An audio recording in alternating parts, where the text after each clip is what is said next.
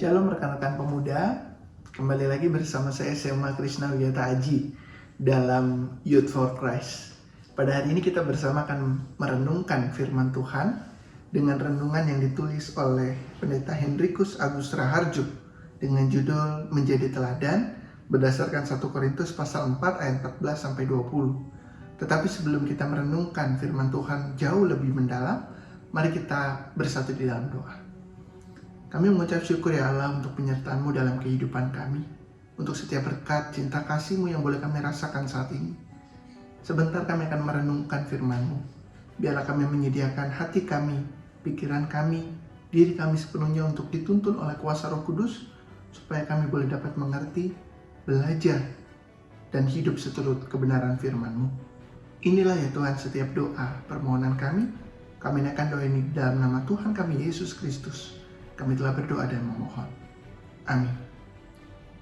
Rekan-rekan yang terkasih, yang menjadi ayat perenungan kita pada hari ini adalah 1 Korintus pasal 4 ayat ke-16. Sebab itu aku menasihatkan kamu, turutilah teladanku.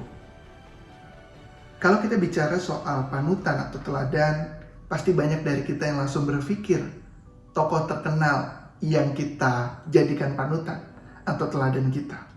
Salah satu contohnya adalah Cristiano Ronaldo. Walaupun dia tersingkir dari Piala Dunia tahun ini, dia tetap menjadi orang yang dikenal sebagai seorang yang hebat, berprestasi dalam dunia sepak bola. Dan banyak yang mengidolakan dia.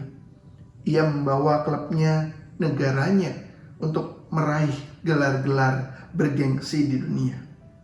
Gak heran dia juga menjadi teladan bagi para pemain-pemain muda. Di antaranya adalah Garnacho, Martinelli, Cherki, dan masih banyak yang lain menjadikan Cristiano Ronaldo sebagai inspirasi. Tapi pernah nggak kita berpikir dalam kehidupan kita, siapa yang kita jadikan inspirasi? Siapa yang kita jadikan teladan dalam hidup kita? Dan yang lebih penting lagi, apakah kita berpikir, sudahkah hidup kita menjadi teladan di tengah saat ini?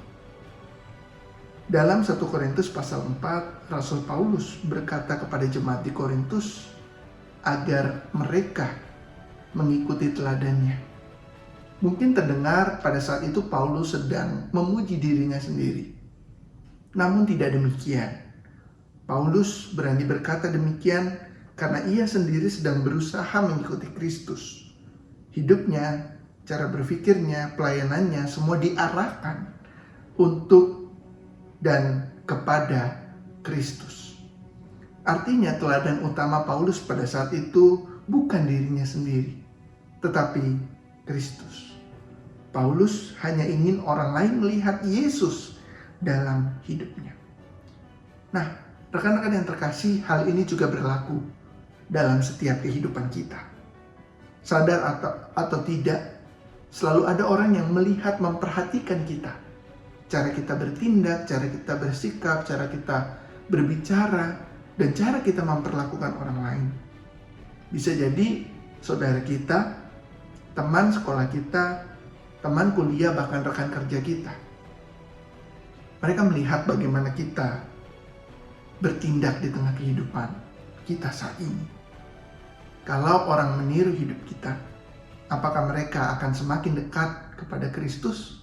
Atau justru kita membawa kehidupan mereka menjadi lebih buruk? Menjadi teladan bukan berarti harus menjadi sempurna. Kita tetap bisa melakukan kesalahan. Namun, setiap hari kita belajar untuk hidup semakin serupa dengan Kristus. Yaitu dengan mengasihi orang lain, berkata jujur, mengampuni, rendah hati, dan taat kepada setiap firman Tuhan. Saat kita terus bertumbuh seperti itu, tanpa kita sadari, hidup kita bisa menjadi berkat dan membawa orang lain mengenal Kristus. Jadi, hari ini, jangan hanya sibuk mencari sosok untuk diteladani. Mari, jadikan Yesus sebagai teladan utama dalam hidup kita. Dan ketika kita terus mengikutinya, biarlah hidup kita menjadi contoh yang baik, menjadi teladan bagi orang-orang di sekitar kita.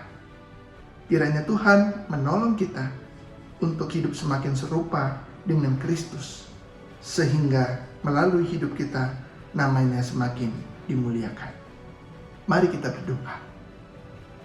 Kami mengucap syukur, ya Allah, ketika kami boleh diingatkan oleh kebenaran firman-Mu, ketika kami diingatkan oleh Rasul Paulus, bagaimana Paulus meminta jemaat Korintus untuk meneladaninya.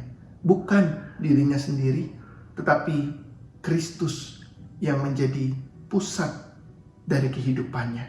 Biarlah itu juga yang dimiliki oleh setiap kami, anak-anak-Mu yang belajar menjadi teladan dan mengarahkan hati kami kepadamu.